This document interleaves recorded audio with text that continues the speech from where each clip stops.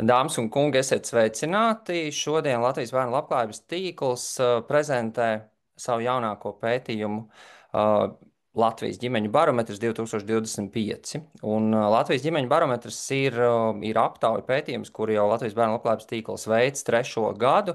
Tas nozīmē, ka trešo gadu jau mums ir iespēja uzzināt, kā tad dzīvo Latvijā ģimenes ar bērniem, uzzināt, ko tad ģimenes ar bērniem domā par savu dzīvi un kas tad ir varbūt arī tās galvenās problēmas un izaicinājumi, ar ko ģimenes ar bērniem saskars Latvijā. Un tādēļ šodien pirmkārt mēs vēlamies parādīt šī te pētījuma rezultātus, ko mēs tūlīt arī darīsim.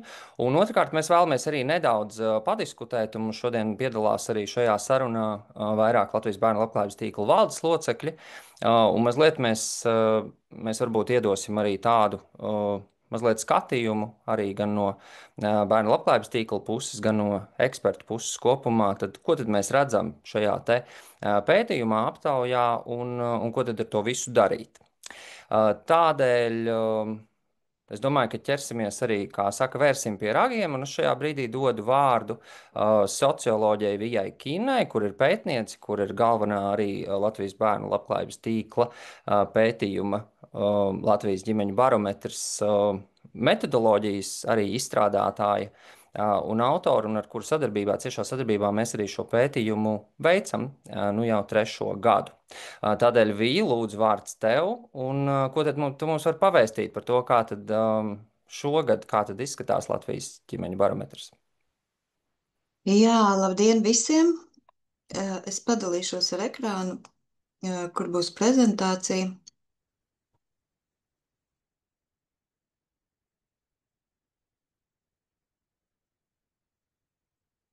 Tā es priecāšos, ja jūs padosiet ziņu, ir redzams, ja? Ir redzams ļoti labi. Tātad, kā jau Vīlis pastāstīja sākumā, tad Latvijas ģimeņu barometrs tiek veikts jau trešo gadu. Un varbūt sākumā ievadā par to, kas tad ir tie barometra mērķi, kāpēc vispār tāds tika izveidots, un kas ir tas, ko mēs, tas galvenais rezultāts, ko mēs no tā iegūstam. Tātad sākotnējie mērķi bija noskaidrot, kādas tad ir ģimeņu ar bērniem vajadzības, problēmas, izaicinājumi attiecībā uz dažādiem pamatpakalpojumiem. Pamatpakalpojumi šajā gadījumā būtu tās Eiropas garantijas bērniem jomas, tas ir mājoklis, uzturs, bērndārs, bērnu pieskatīšana, skola un veselības aprūpas pakalpojumi. Tātad tas mērķis bija izveidot metodoloģiju, lai varētu nomērīt, kāda tad ir ģimeņu apmierinātība ar šīm pamatvajadzībām, un lai mēs varētu arī sekot dinamikai, kā situācija Latvijā attīstās. Un vēl viens no mērķiem bija identificēt, kuras tad ir tās riska grupas, kuras tad ir tās ģimenes, kurās apmierinātība ar šo pamatpakalpojumu nodrošināšanu ir viszemākā. Nu, lūk, un tad tas galvenais rezultāts, ko mēs ar šo aptauju un pētījumu iegūstam, tad mēs redzam, kurās jomās no šīm piecām jomām, kurās jomās tad Latvijā ir salīdzinoši labāka situācija, kuras ir tās jomas, ar kurām ģimenes ir mazāk apmierinātas, un katrā tajā jomā mēs varam identificēt, kuras tad ir tās aktuālākās problēmas, un arī izcelt tās riska grupas, kuras tad ar problēmām saskaras biežāk. Tā kā viņš iet uz priekšu.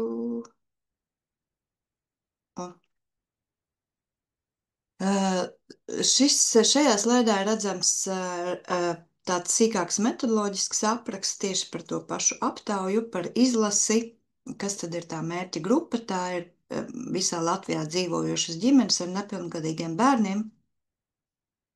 Un pats galvenais no šī metodoloģijas apraksta ir divas lietas. Viena lieta ir tas, ka mēs tiešām darām maksimāli, lai tā izlase būtu reprezentatīva, lai mēs varētu teikt, ka iegūtie rezultāti atspoguļo visas Latvijas ģimeņu ar bērniem situāciju, viedokli.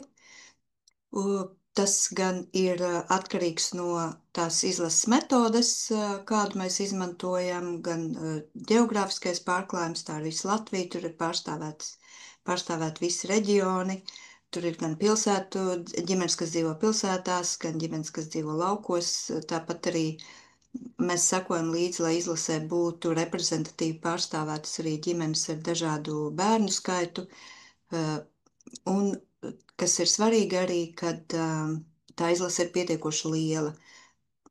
Mums jau 3. gadu izdodas savākt pietiekoši lielu izlasi, 1000 un vairāk, un attiecīgi mēs varam viņu dalīt sīkākās grupās par dažādiem ģimeņu veidiem un redzēt, kāda tad ir tā situācija dažādās ģimeņu grupās. Un tad mēs iesim tagad cauri visām tām 5 jomām, un sāksim ar mājokli.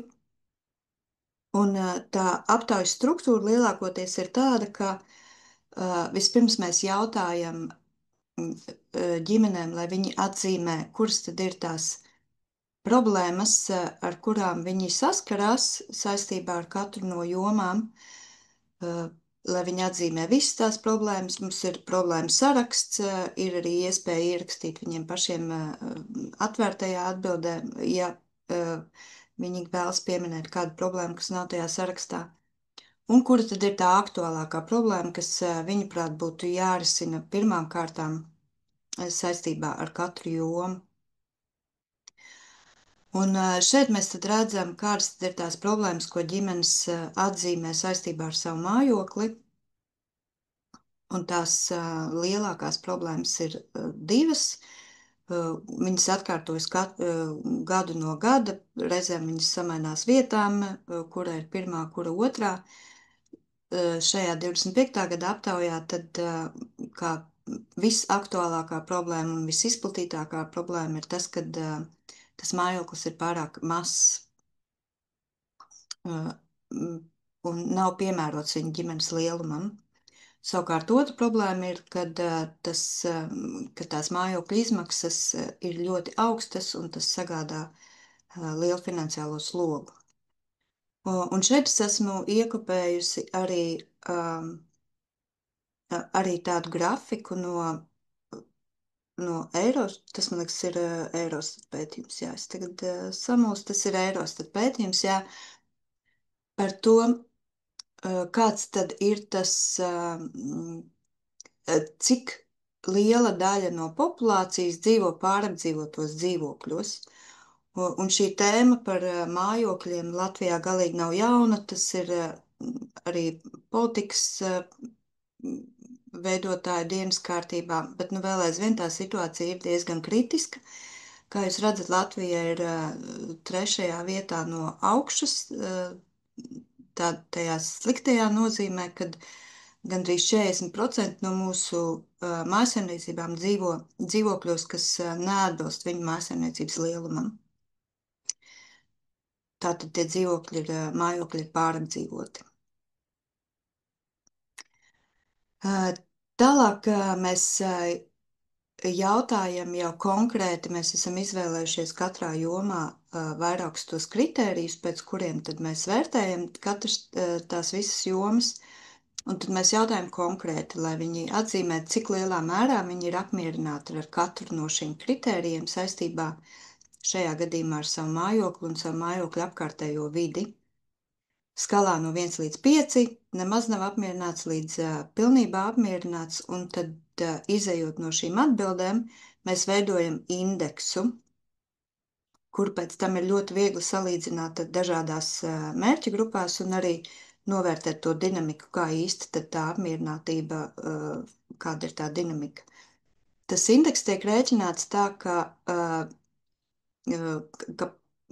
tiek saskaitīts kopā pozitīvās atbildes, vēl tās, kas ir pilnībā apmierināti, tas tiek reizināts ar koeficientu 1, daļēji apmierināti, tās tiek reizināts ar koeficientu 0,5, tas reizinājums tiek saskaitīts kopā, un no tā tiek atņemts tāds pats reizinājums, kas ir negatīvajām atbildēm. Un tad, attiecīgi, tas indeks var būt robežās no -100 līdz 100. Tātad, ja viss ir bijis pavisam slikti, tad viņš būs -100. Ja viss ir bijis absolūti labi un visi ir novērtējuši to jomu kritēriju uz 5, tad tas būs +100. Oķis atvainojas. Tā, tas ir par indeksu, un tālāk jau tad mēs varam šos indeksus salīdzināt un skatīties dinamikā. Un kā mēs šeit ir salikt kopā gan sākot no 23. gada pētījuma rezultāti, un mēs redzam, kāda tad ir tā dinamika dažādos šajos kritērijos, kā ģimenes vērtē savu mājokli un apkārtējo vidi. Tie kritēriji, ar kur ģimenes ir apmierinātība ir visaugstākā, tā ir drošība, kvalitāte, pakalpojumu pieejamība, arī sabiedriskā transporta pieejamība. Savukārt tie divi, kas jau mums parādījās arī iepriekšējā jautājumā, tas mājokļa atbilstība maksātspējai un atbilstība mājsaimniecības lielumam, tie vēl aizvien ir salīdzinoši viszemāk novērtētie kritēriji.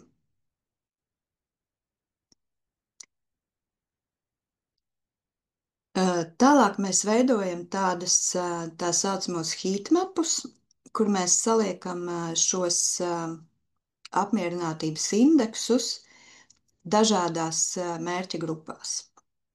Viņus var saukt arī par tādiem karsto punktu kartēm, un te mēs uzskatām, varam redzēt, kuras tad ir tās ģimenes, un kuri tad ir tie kritēriji, kas ir iekrāsoti sarkani, un tas nozīmē, ka ar šīm jomām šīs konkrētās ģimenes ir tā apmierinātība ir viszemākā. Savukārt, tur, kur tas iekrāsojums ir zaļš un vēl tumšāk zaļš, tad tās ir ģimenes, kas ir visapmierinātākās ar šīm jomām. Un tas, ko mēs varam uzreiz šeit redzēt, kad apmierinātība ar mājokli lielā mērā ietekmē mājsaimniecības ienākumu līmenis. Kā jūs redzat, ģimenes, kurās tie ienākumi ir viszemākie, tur faktiski visas šīs jomas ir iekrāsojušās sarkanas, un arī tas vidējais kopējais indeks ir 27, kas ir zemākais starp visām grupām. Arī no mājsaimniecības lieluma ir atkarīga apmierinātība ar mājokli un arī no dzīvesvietas. Jūs redzat, ka tās ģimenes, kas dzīvo laukos, tās ir krietni mazāk apmierinātas ar dažādu pakalpojumu pieejamību un arī ar sabiedriskā transporta pieejamību. Tālāk, ja mēs pārējām pie nākamās jomas, tas ir par uzturu. Saistībā ar uzturu mēs jautājumus dalījām divās daļās. Viena sākotnējie jautājumi ir par uzturu vispār, kā ģimenes vērtē, kādas ir viņu finansiālās iespējas nodrošināt bērniem veselīgu un pilnvērtīgu uzturu katru dienu, kas ir tā garantija bērniem tas mērķis. Un šeit jūs redzat atbildes salīdzinājumā ar iepriekšējo gadu, un ko mēs redzam, ka vēl aizvien ir 15% ģimenes, kuras atzīmē, ka viņas ir saskārušās ar grūtībām nodrošināt šo pilnvērtīgo uzturu katru dienu. Un biežāk nekā vidēji ar šādām grūtībām saskaras ģimenes, kurās ir bērns ar īpašām vajadzībām, viena vecāka ģimenes un ģimenes ar salīdzinoši zemiem ienākumiem. Un tad, ja mēs redzam, ka tajā kopējā izlasē ir 15% atzīmējuši, ka viņi ir saskārušies ar šādām grūtībām, tad, piemēram, grupā, kas ir ģimenes ar zemiem ienākumiem, tāda ir 37%. Vairāk kā katrs trešais. Un tālāk par uzturu nākamā tā sadaļa ir tieši saistīta ar bērnu ēdināšanu skolā un bērnu dārzā. Mēs līdzīgi kā iepriekš tas bija par mājokli, tad respondentiem tiek lūgts atzīmēt visas tās problēmas, ar kurām viņi ir saskārušies un kur tad būtu tā aktuālākā problēma.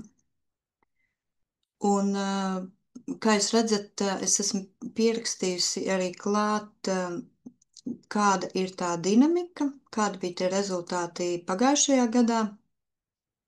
Un lielākoties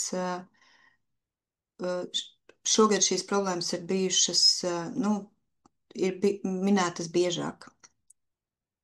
To, ka ēdiens nav garšīgs, to, ka tā kvalitāte nav pietiekami augsta, kad ēdiens nav daudzveidīgs, kad ir problēmas ar ēdināšanas organizāciju, un arī, ka porcijas nav pietiekoši lielas, un tas ir arī dārgi.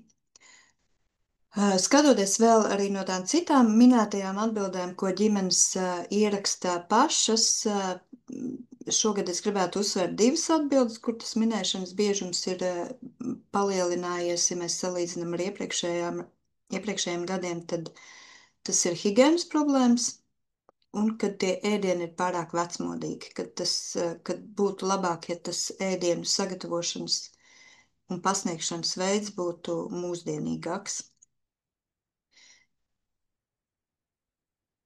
Tālāk par apmierinātību ar bērnu ēdināšanu bērnu dārzā un skolā. Šie paši mēs jautājam, cik lielā mērā tad ģimenes ir apmierinātas ar ēdināšanas kvalitāti bērnu dārzā un skolā, un kāda ir arī apmierinātība ar maksu, kas jāmaksā par šo ēdināšanu skolām bērnu dārzā.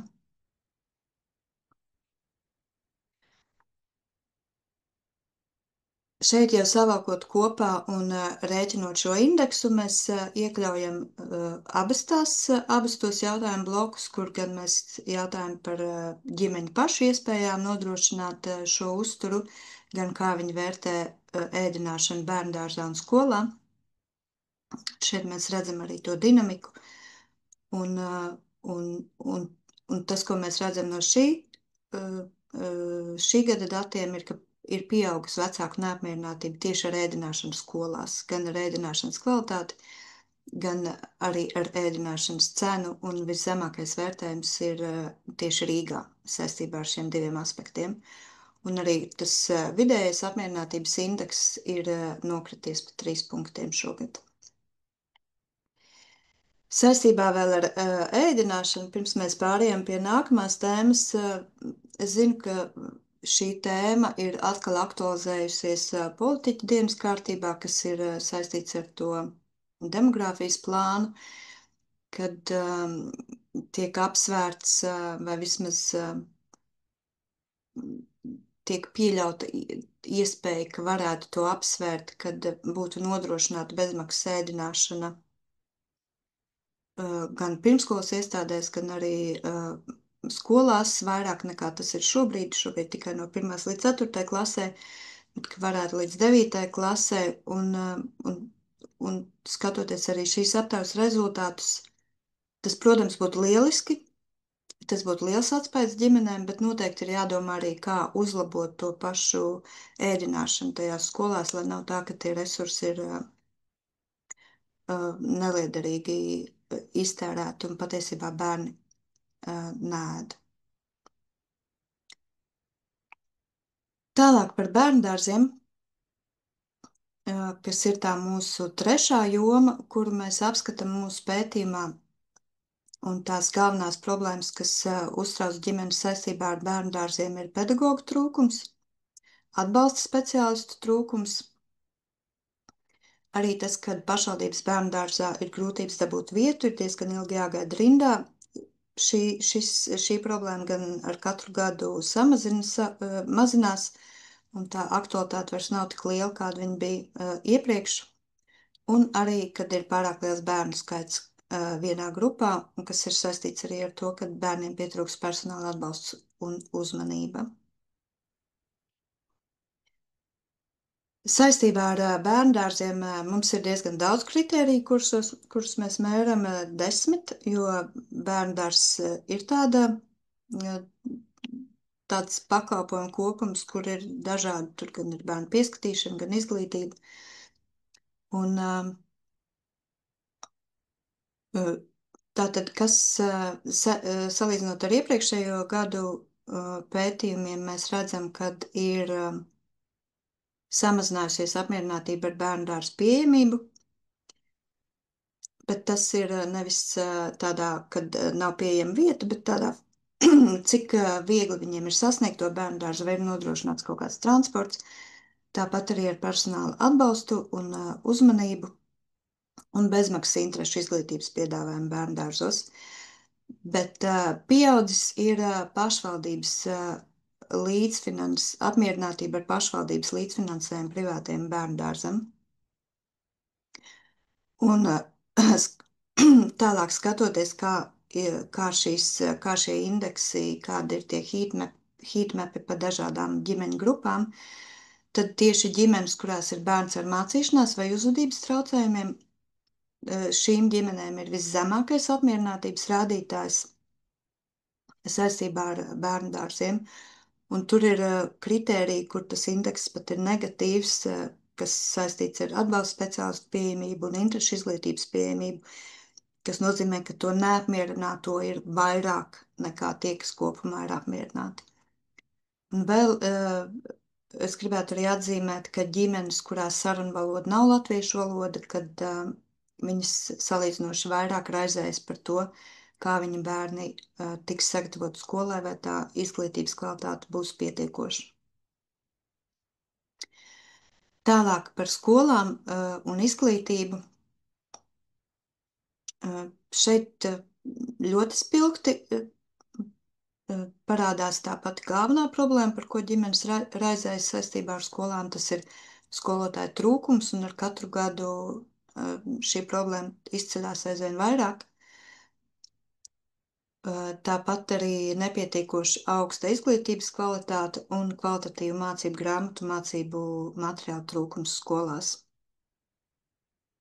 Un arī bērnam nedroša vide emocionāli vai fiziski. Saistībā ar šo nedrošo vidi mēs šī gada aptaujā papētījām to sīkāk. Mēs iekļāvām jaunu jautājumu, kas bija atklātais jautājums, kur mēs vecākiem, kuri bija iepriekš atzīmējuši šo problēmu, mēs jautājām, lai viņi uzraksta, kas tad ir, ar kādām problēmām viņu bērni ir saskārušies, kas rada to nedrošības sajūtu. Un šeit jūs redzat, kādas bija atbildes šajā ģimeņu grupā. Visbiežāk tika minēta pārdarījumi no bērniem. Tad kā otra lielākā problēma izcēlās, kad skolotāji nespēja risināt šīs problēmas, vai arī viņi vispār nevēlas risināt. Bija arī ģimenes kas atzīmēja, kas ierakstīja, ka viņu bērni ir saskārušies no pārdarījumiem no skolotājiem. Un lasot šīs atklātās atbildes, faktiski tādas divas lietas izkristalizējās. Viens ir šie iekļaujošās izglītības izaicinājumi, kur no visām pusēm ir, no dažādām grupām ir tā neapmierinātība un redzams tās grūtības, ar ko bērni saskarās. Un otrs ir, ka tādās tiešām smagākās situācijās ģimenes tālmācība redz kā risinājumu, kas varētu atvieglot viņu situāciju. Tad tālāk apmierinātības indeks šoreiz 6 kritērijos. Jūs redzat, kāda ir tā dinamika pa gadiem. Visvairāk ģimenes ir apmierinātas ar infrastruktūru, ar vidi, ar skolu pieejamību. Tā zemāka apmierinātība ir ar izglītības kvalitāti, ar šo emocionālu un fiziski drošo vidi. Un savukārt viszemākā ir ar bezmaksas interešu izglītības nodarbību piedāvājumu un pieejamību, un arī ar atbalsta speciālistu pieejamību. Un arī līdzīgi kā bērndārzu jomā ģimenes, kurās ir bērns ar mācīšanās vai uzvedības traucējumiem, viņiem ir viszemākais apmierinātības rādītājs saistībā ar skolām, un ir tīpaši tādos kritērijos kā atbalsta speciālistu pieejamība un emocionāli un fiziski droša vide. Tālāk par veselību, kas ir tā pēdējā no lielajām jomām, par kurām mēs jautājam. Tā galvenā problēma, ko ģimenes izceļ, ir tas, kad šie bezmaksas veselības aprūpas pakalpojumi bērniem ir, ka viņi nav pieejami, tad, kad ir nepieciešams, vairāk kā puse no visām aptaujātajām ģimenēm, 57% atzīmē, ka viņi ir saskārušies ar šo problēmu, kad ir ilgi jāgaida rindā, ka tie pakalpojumi nav pieejami, kad tas ir nepieciešami, kad tie ir nepieciešami. Tāpat arī regulārās bezmaksas veselības pārbaudas, kas ir zobārstniecība, higiēna, redzes pārbaudas, kad arī tās nav pietiekoši pieejamas. Un trešā problēma, aktuālākā problēma būtu, ka medikamenti ir dārgi. Nu, lūk, apmierinātības indeksi veselību mēs lūdzam ģimenēm novērtēt tādās divos pamatkritērijos, kas ir kvalitāte un pieejamība. Un, ja kvalitātes indeks ir 22 pozitīvs, tad pieejamības indeks mums jau 3. gadu ir viszemākais no visiem indeksiem, ko mēs konstatējam mūsu pētījumā, kad 23. gadā tas bija vispār negatīvs, -12, šogad viņš ir 0,2. Un, attiecīgi, kopumā tad vidējais veselības jomas apmierinātības indeks ir 11, tikai mazliet virs 0. Un saistībā ar veselības tēmu mēs vēl jautājam, vai ģimenes izmanto maksas veselības aprūpas pakalpojumus bērniem. Un lielākā daļa ģimeņu, kas ir 69%, vismaz reizi gadā izmanto maksas veselības aprūpas pakalpojumus bērniem. Un galvenokārt tas ir tāpēc, lai ātrāk tiktu pie kāda speciālista vai izmeklējuma, bet ir arī vecāki, kuri izvēlas izmantot maksas veselības aprūpas pakalpojumus, jo viņuprāt ir augstāk šo pakalpojumu kvalitāte. Kopsavilkot šīs mūsu 5 jomas, mēs izveidojām tādu, ko varētu nosaukt par izplatītāko problēmu grozu. Šīs ir tās problēmas, ar kurām ģimenes dzīvo, ar kurām viņas saskarās. Mēs atlasījām tās problēmas katrā grupā, ar kurām saskars vismaz 20% no aptaujātajām ģimenēm, kas ir katra 5. ģimene, vismaz katra 5. ģimene. Un šeit tad var dažādu šo skatīties. Viens ir tad, cik kopumā tas bloks aizņem lielu vietu no šī groza, no šī problēma groza, cik dažādas ir tās problēmas, kas tajā grozā ir, cik viņas ir daudz, vai tā ir viena, piemēram, saistībā ar ēdināšanu mums tad ir viena šī problēma iekļūsi grozā. Savukārt ar veselību, ar skolu šīs problēmas, aktuālākās problēmas ir vairākas. Šeit ir arī par interešu izglītību, par kuru mēs arī jautājam, bet šajā prezentācijā es to neiekļauju. Tad kādi tad ir, ja mēs saliekam kopā, tad kādi tad ir tie vidējie apmierinātības indeksi mūsu 5 jomās? Ja mēs viņus ieliekam tādā barometrā no -100 līdz 100, tad mēs redzam, ka kopumā lielākoties tas rādītājs ir zaļajā sadaļā, izņemot veselību, kas ir tajā jau tādā oranžā sadaļā, kur tā ģimeņa apmierinātība ir zemāka. Saliekot šos vidējos apmierinātības indeksus, ieliekot viņus tajā heatmapā par dažādām ģimeņu grupām, mēs redzam, ka ir kaut kādas jomas, kur ir ģimenes, kas ir mazāk apmierinātas, bet ir ģimeņu grupas, kur situācija ir sliktāka faktiski visās jomās. Un šīm ģimenēm būtu nepieciešams atbalsts. Tās ir vienvecāka ģimene, kur tas vidējais indeks starp visām šīm jomām ir 30, tad tās ir ģimenes ar zemākiem ienākumiem 24, un ģimenes, kurās aug bērni ar īpašām vajadzībām, un ģimenes, kurās aug bērni ar mācīšanās un uzvedības traucējumiem.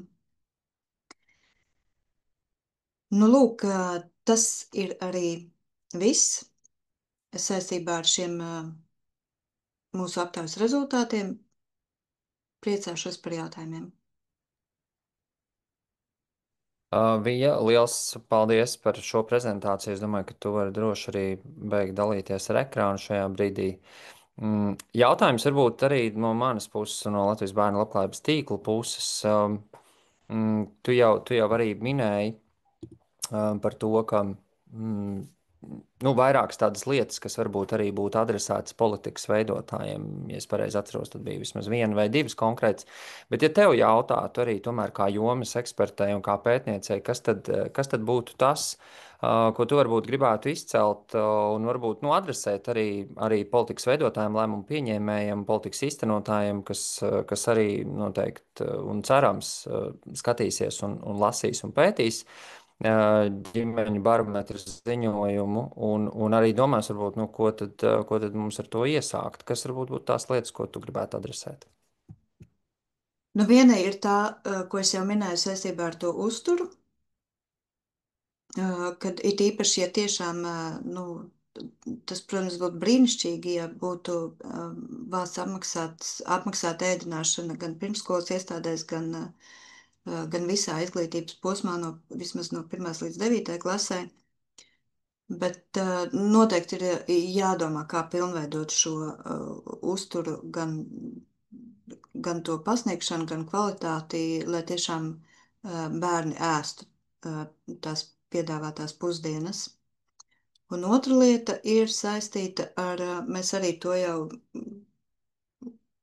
3. reizi uzsveram arī savā ziņojumā, kad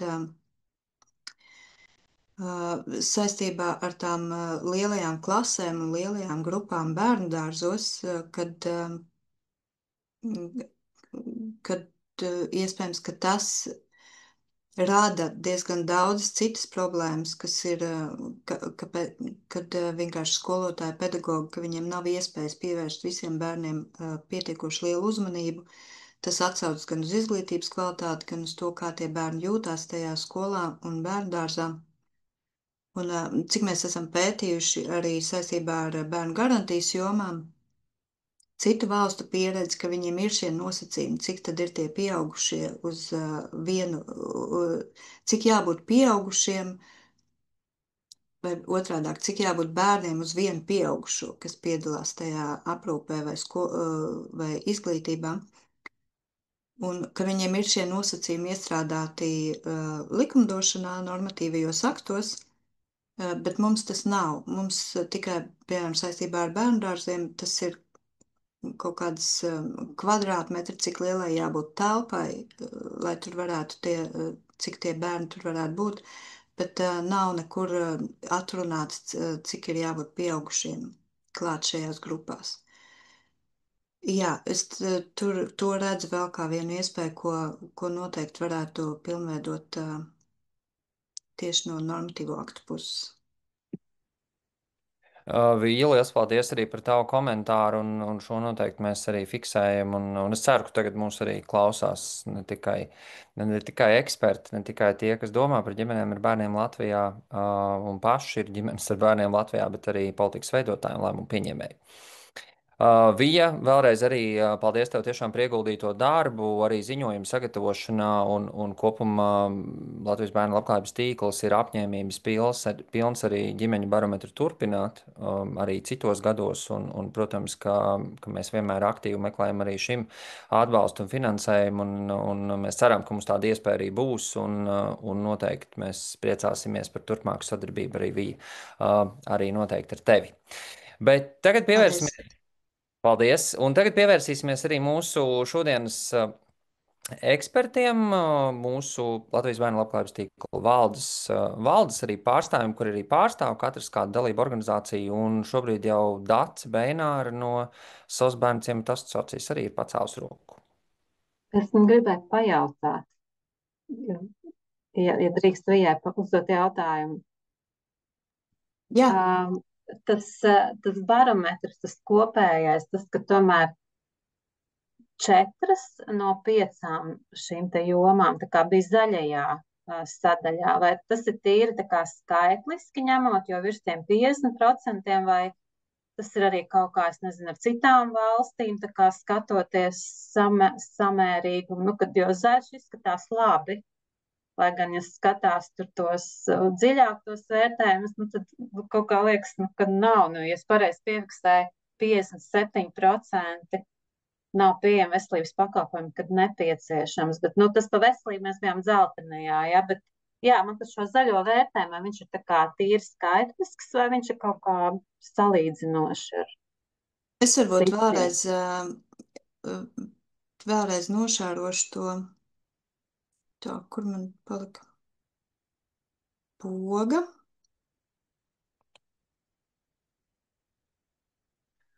Nevar vairs atrast, nē, re, kur ir poga. Jā, tas ir labs jautājums. Re, kur ir, es uzliku vēlreiz to slaidu. Tas ir tīri matemātiski, jo ja mums ir skala no -100 līdz 100, tad sadalot viņu 5 tādos posmos, sanāk 40, katrs posmiņš ir 40 vienības. Un tad, protams, tā interpretācija, tas tad ir, tā ir atkarīga no mūsu ambīcijas, ja, ko mēs uzskatām par labu rezultātu. Ja. Vai tas gaišāk zaļais jau ir labs rezultāts, kad, ja tas rādītājs ir robežās no 20 līdz 60, vai tas ir jau labs rezultāts, vai tas tomēr ir tāds vidējs rezultāts, ja tas, lai būtu tajā pēdējā segmentā, tad tam rādītājiem būtu jābūt virs 60.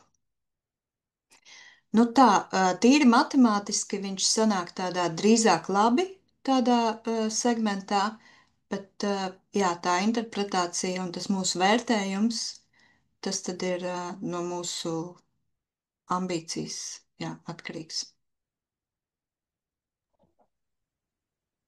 Paldies, Vīta, tev arī par atbildi un Dācis arī par jautājumu. Man liekas, ka arī ļoti, ļoti precīzs un labs jautājums, vai viss tiešām ir tik labi vai tomēr netik labi. To mēs noteikti redzam. Tas tieši tādēļ mēs arī gribējām nedaudz, nu, varbūt tādu arī jomas, dažādu jomu ekspertu komentāru, jo Latvijas bērnu labklājības tīklā darbojas dažādas organizācijas, un mūsu biedra organizācijas pārstāv tiešām ļoti plašu spektru, varētu teikt, organizāciju, kas darbojas pamatā ar bērnu jautājumiem, bet arī ar ģimeņu, ar bērniem jautājumiem.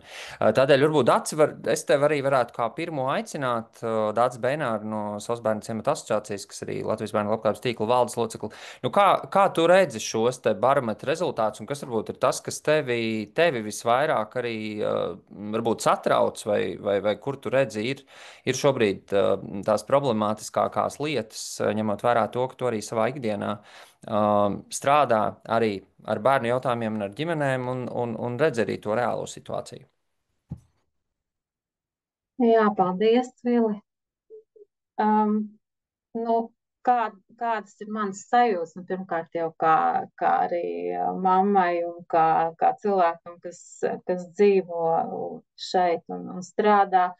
Nu, protams, ka redzot, ka mums joprojām ir tik ļoti neapmierinoša situācija ar mājokļiem, nu, kā mēs arī iekšēji runājām, ja, ka tik daudzus gadus pēc neatkarības atgūšanas, ka joprojām tik daudziem bērniem un ģimenēm nav privātās telpas, kas ir tā kā pati pamatlieta, ja, ka 15% saskars ar grūtībām nodrošināt pilnvērtīgu uzturu, ka kā mēs arī, nu, varbūt mans kolēģis jau pieminēs arī, varbūt bez manis, ko mēs runājam arī vakar iekšēji par to, ka, teiksim, bezmaksas sēdināšana arī bērniem, kas ir alternatīvai aprūpē, ir daļa pašvaldības, kuras pat to nenodrošina. Jā, līdz ar to mēs iekšēji tīklā runājām par to, ka, nu, vismaz tā ideja, ka katram Latvijas bērnam vajadzētu būt vienai siltai maltītei kārtīgai dienā garantētai. Nu, tas tā kā,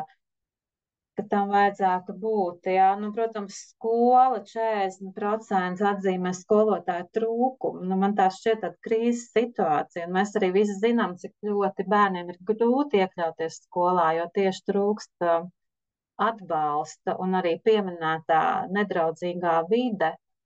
Man kā psiholoģija arī, kas strādā arī individuāli ar cilvēkiem, es zinu, kādas traumas tas atstāja cilvēkiem.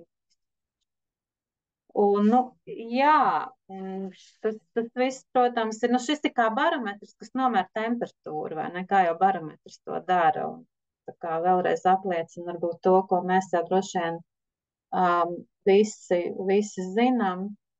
Kas varbūt man nedaudz pārsteidz, bija patiesībā, varbūt es nepareizi saskatīju to, ka tikai ļoti neliels procents minēja lielo bērnu skaitu klasēs skolās. Tas man pārsteidz, bet varbūt es kļūdos.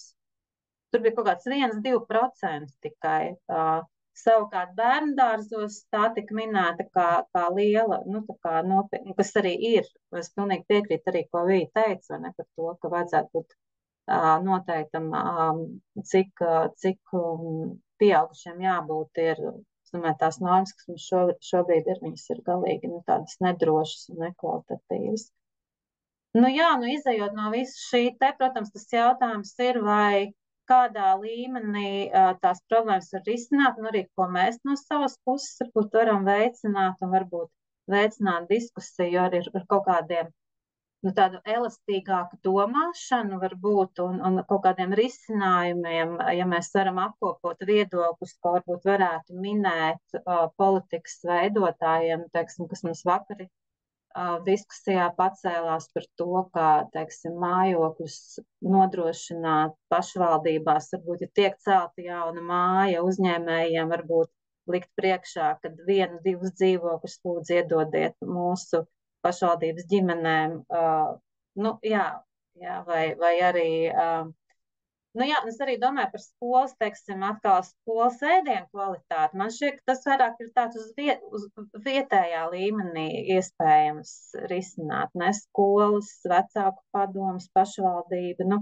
ir dažādi tie līmeņi, kuros varbūt arī ar tādu cilvēku aktivitāti ir lietas iespējams risināt. Nu, jā, nedrošā vidas skolā man ir tāds jautājums dzirdot, ka mums valstī ir programmas, dažādas projekti, jā, kas to apkopo varbūt un mēr rezultātu un kā iet tajā. Nu, piedošana par tādu diezgan tādu varbūt haotisku reakciju, cik man pirmā ietēja vārdu, neapkopoja domas, bet nu, tāda šobrīd ir tādas manas pārdomas, varbūt, jā. Es ceru, ka arī iekšē mēs varam par to diskutēt un vienoties par kaut kādiem skaidrākiem punktiem, teiksim, ko mēs gribētu arī varbūt virzīt uz priekšu vairāk no savas puses. Tā kā paldies par šo prezentāciju. Dace, un paldies arī tev par tavu komentāru noteikti, nu, par izceltajām lietām un tiem izaicinājumiem. Aurika Zīvere no Sociālā atbalsta un izglītības fonda arī šodien ir šajā te mūsu sarunā un barometra prezentācijas pasākumā. Aurika arī ir Latvijas Bērnu labklājības tīkla valdes locekle. Aurika, nu kā tu redzi no savas perspektīvas šo šī gada barometra ziņojumu un kopumā? Kā tu to vērtē? Kopumā barometrs norāda uz tendencēm ģimenēs, un kas mani ļoti satrauc, tas ir tieši stāsts par veselības pieejamību, kur mums ir tomēr vecāki norādījuši, ka ļoti iztrūkst šī veselības pieejamība un kvalitatīvā speciālistu apmeklēšana, kas arī parādās ikdienas darbā, arī strādājot jomā, kur skar tieši bērnus, sevišķi ārpus ģimenes aprūpē, kur mums nākas ļoti ilgi gaidīt uz nepieciešamajiem speciālistiem, tiem bērniem, kuriem tie ir akūti nepieciešami. Jā, šī tendence ir arī šajā barometrā ļoti aktuāla un parāda aktuālo situāciju tieši. Jā, un tas varbūt ir tas stāsts, kas būtu aiznesams varbūt līdz politiķiem, lai kaut mēģinātu rast risinājumus, gan varbūt iespējams medicīnas speciālistu stipendijām un apmācībām papildus vēl nepieciešamo finansējumu līdzekļu piešķiršanai, kas varētu iespējams nākotnē ilgtermiņā risināt šo situāciju. Protams, iezīmējās arī pašvaldību aktuālās problēmas. Tas ir skolas ēdināšanas jautājums, tas ir tīri pašvaldības jautājums, kas faktiski ir risināms uz vietas ar skolu jautājumu risināšanā. Jā, tas pat nācās būt lieciniecei par iepirkumiem, cik ļoti šis process arī ir pakļauts šai iepirkumu stāstam un iepirkumā zemās cenas uzvarētājiem, lai arī ir noteikti šie bioloģisko produktu obligātie noteikumi un kategorijām, kurām ir jābūt šajos iepirkumos, tomēr tas skolēdiens paliek tāds kā bubulis tiem bērniem, un tie arī bērni aiznes uz mājām šo stāstu, ka skolā ēdiens nav garšojis. Jā, un, protams, šī zemākā cena arī nosaka šo ēdiena gan kvalitāti, gan piemērojamību bērniem. Kā es jau vakardien aktualizēju, ka tomēr man ir svarīgs arī, bet skatoties barometra rādītājus, ka tomēr viņi gan pozitīvi šajā jomā, bet tomēr ir apmēram 50% cilvēku, kas ar savu mājokli ir, kad ir problēmas ar mājokli. Un manā ieskatā, jā, ka tomēr mājoklis tā ir viena no galvenajām prioritātēm tieši bērnu jautājumos, ja ir jumts ir uz galvas, ja ir attiecīgi apstākļi, tad jau arī pārējais var būt un arī atnāks. Un jā, un tomēr arī ļoti svarīgi ir šie gan Latvijā, gan arī reģionos, ir sevišķi ekonomiski attīstītās pilsētās. Smiltenes novadā, no kuras es nāku, ir ļoti dārga īres dzīvošana, kas arī apgrūtina ģimenēm tā normāli attīstīties un pilnvērtīgi paredzēt līdzekļus arī bērnu gan uzturam, gan ēdināšanai, gan arī te pašai medicīnai un skolai. Bet man ļoti novērtēju šo barometru, kas arī parāda to pašreizējo situāciju un ar ko mums iet gan uz pašvaldībām, gan iet pie politiķiem, sevišķi šajā pirmsvēlēšanu gadā. Aurika, paldies par komentāru. Arī Martukāne no Profesionālo auģu ģimeņu apvienības Terēza arī mums ir pievienojusies šodienas sarunai, un arī ir Latvijas Bērnu labklājības tīkla valdes locekla. Arī, jā, tavs komentārs. Jā, vispirms Vijai liels paldies, jo tie dati tiešām ir tā paši parāda, kur mēs esam. Bet man tāds kopējais skats radās uz tām tabulām skatoties. Dzīves ietas jautājums. Principā viņš jau ietver sevī milzīgi daudz arī citas problēmas. Tā ir higiēna. Ja bērniem 3 jānomazgājas vienā bļodā, ļoti šaurā platībā, tas uzreiz skar daudzas papildus lietas. Ja? Tālāk bērnu skaits pirmskolas izglītības iestādē. Tātad bērnu psihoemocionālais stāvoklis atnākot mājā, cik viņi spēja atiet, jo viņi tiešām ir uzlādēti. Tālāk tā pati ēdināšana, par ko šobrīd jau ģimenes ārsti runā, mums ir liekais svars bērniem. Tātad tas atkal ir saistīts ar burgeriem. Ja mēs nevaram skolā paēst, tad vecāki iedod to naudiņu, un tu vari aizskriet to burgerītu vai hesburgeri ļoti. Mēs vienkārši mūsu pašvaldībā, kad skolai blakus cēla hesburgeri, tad mēs vecāki iestājāmies par to, vai tā ir tā vieta, kur vajadzētu būvēt. Un, protams, kad bērni izmanto šo iespēju. Tālāk ir mikroklimats skolā. Ja, šie daudzie bērni, nēsošais personāls, skolotāju trūkums. Un būtībā it kā mēs paskatāmies, mēs esam zaļajā, bet katra no šīs jomas, tā daļiņa, kas netiek apmierināta, pie kā noved? Viņa noved pie lielā veselības bloka. būtībā. Un mēs redzam, kas notiek ar veselības bloku, jo principā prasītos viens tāds pētījums tieši no mediķu puses, somatika, ja, ka bērni netiek galā ar šo spriedzi būtībā. Ja mēs tā sasumējam, ka daļa ģimeņu dzīvo šādi, ja, mazs dzīvoklītis, līdz ar to higiēna, naudas trūkums, un kas arī aptauja parādīja šo, un sekas ir šis bloks, ja, ka mēs ir ļoti liels apjoms bērnu, jo šobrīd tiešām bērni slimo, nu es nezinu, kā jūs pusē mums visi slimo, bet daļa jau nav tikai šīs, nu kā lai pasaka, saaugstēšanās vai kaut kāds vīrus slimības, bet daļa arī tas, ka viņi somatiski, mentāli jūtas ļoti slikti. Un, teiksim, arī tas pašs sekmes pazeminās skolās. Nu, tas arī bērni nejūtas labi, līdz ar to viņi savu pieres daivu nevar pieslēgt un mācīties, jo viņiem ir pilnīgi citas problēmas. Un man liekas, ka mēs pat nevaram šīs jomas skatīties atsevišķi, bet tās jomas rezultē to situāciju, ka, piedodiet, mums veselības aprūpēs nespēja sekt to vajadzību, kāda šobrīd ir ģimenēm ar bērniem sabiedrībā. Un tas ir ne tikai ģimenēm ar bērniem, noteikti arī citām vecuma grupām, senioriem un tā tālāk un tā tālāk. Un, protams, ka šai grozā vismazāk aizsargāto grozā iekrīt tas vientuļās māmiņas, ģimenes ar bērniem, kuriem ir īpašas vajadzības, tāpat ir alternatīvā aprūpe, kur tomēr mēģina tās, par cik mēs tomēr esam aizgājuši prom no institucionālās aprūpes, tad arī šis bērnu skaits ir 3,4 auģu ģimenēs aizbildnībā. Nu, es domāju, ka viņas, kā varētu tām sinapsēm savilkt un pierādīt, ka, piedodiet, ja mēs šo nerisināsim, mums pams tas veselības bloks vēl vairāk, un mēs nespēsim nodrošināt tās vajadzības.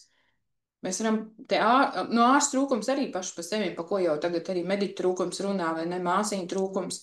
Nu, tā kā, ja šī joma, man tāpat kā Dācijā, nu, kāpēc mēs esam zaļajā? Man arī liekas, ka, ja mēs tā kā sociālie darbinieki pastrādātu un šīs anketas aizpildītu sociālo dienestu klienti, tad tā situācija būtu pilnīgi savādāk, ja? Jo mēs zinām, ka ir tās ģimenes, kas dzīvo ļoti labi, šis varētu būt tas vidējais līmenis. Bet tās, kas ir ļoti labi dzīvo, ja viņas ir sapildījušas kaut kādu daļu, tad viņas jau atsver krietnu daļu tās, kurām ir tiešām šīs problēmas visāda veida. Nu, lūk, un man varbūt, es nezinu, es vienkārši šodien tā skatījos un klausījos, vai es ka kaut kā varētu savilkt. Un noteikti var, pētījumi daudz ko atļauj darīt. Un parādīt tās likumsakarības, no kurām izējot, mēs nonākam tur, kur mēs esam. Tā ir dzeltenajā. Veselība ir dzeltenajā. Bet veselības pamatā ir viss šīs lietas, kas tika minētas jau vijas pētījumā pirms tam. Tur pa bišķiņam, tur pa bišķiņam, tur pa bišķiņam, bet rezultāts ir tieši tāds. Jā. Un cilvēki jūtās slikti. Jā. Laimes, ja mums pēc tā laimes indeksa, kurā vietā mēs atrodamies, nu, diezgan zemu. Jā. Nu, tas tāds varbūt mans komentārs. Jo mēs jau arī runājam, nu, konkrēti parāda dzīvokļi, tas ir jautājums smags, skola ir, pirmskolas izglītība, cilvēku resursu trūkums, speciālisti, nu, tas tāds mans kopējās sajūts, jā. Arī paldies par komentāru un visiem šodienas tiešām arī sarunas un diskusijas klātesošajiem. Liels paldies! Tas, ko es varu pateikt no Latvijas Bērnu labklājības tīkla puses, kā tātad ģimeņu barometra 2025 ziņojums jau ir publicēts Latvijas Bērnu labklājības tīkla mājaslapā. Šeit var redzēt arī adresi, tā kā meklējiet bērnulabklājība.lv, lasiet ziņojumu, skatieties datus. Tie dati ir veidoti tieši ar tādu arī izmantojamības domu, ka šos datus var izmantot. Protams, primāri mēs ceram, ka tos datus izmantos lēmumu pieņēmējiem, politikas veidotāji, un arī mēs īpaši sūtīsim šo te ziņojumu daudziem politikas veidotājiem, kas vistiešākajā veidā atbild par šīm te jomām, bet, protams, arī jūs redzat, kādas sadarbības iespējas Latvijas Bērnu labklājības tīklu, vai jūs redzat, ka jūsu mērķi, varbūt jūsu pārstāvētās organizācijas mērķi saskana ar mūsējiem, tad noteikti dodiet ziņu. Mēs noteikti priecāsimies arī par jūsu komentāriem tepat Facebookā droši arī rakstiet, kādas tad ir jūsu pārdomas, kāda ir jūsu novērojumi, kā jūs redzat situāciju ģimenēm ar bērniem Latvijā, bet droši vien, ka noslēdzot, tad vēlreiz paldies pirmkārt visiem, kas šo skatījās, kas šo klausījās, otrkārt visiem, kas pielika arī savu roku, lai taptu ģimeņu barometrs šajā gadā visiem respondentiem, jo tās bija vairāk nekā 1000 ģimenes ar bērniem, kuras atbildēja uz jautājumiem. Un mēs ceram, ka tāds notiks arī turpmāk. Vijai Kinai liels paldies par sadarbību. Atkal šī barometra īstenošana Latvijas bērnu labklājības tīkla komandai, protams, un noteikti arī Sabiedrības integrācijas fondam un valsts budžeta programmai ģimenēm draudzīga pašvaldība, kuras ietvaros arī šis te pētījums varēja tapt. Tā kā, jā, tieši tā, bērnulabklājība.lv, meklējiet ziņojumu, meklējiet arī citus dažādus labus resursus, kas ir mūsu mājaslapā, un tad uz tikšanos jau tālākajā darbā un nākamajos pasākumos. Visu labu!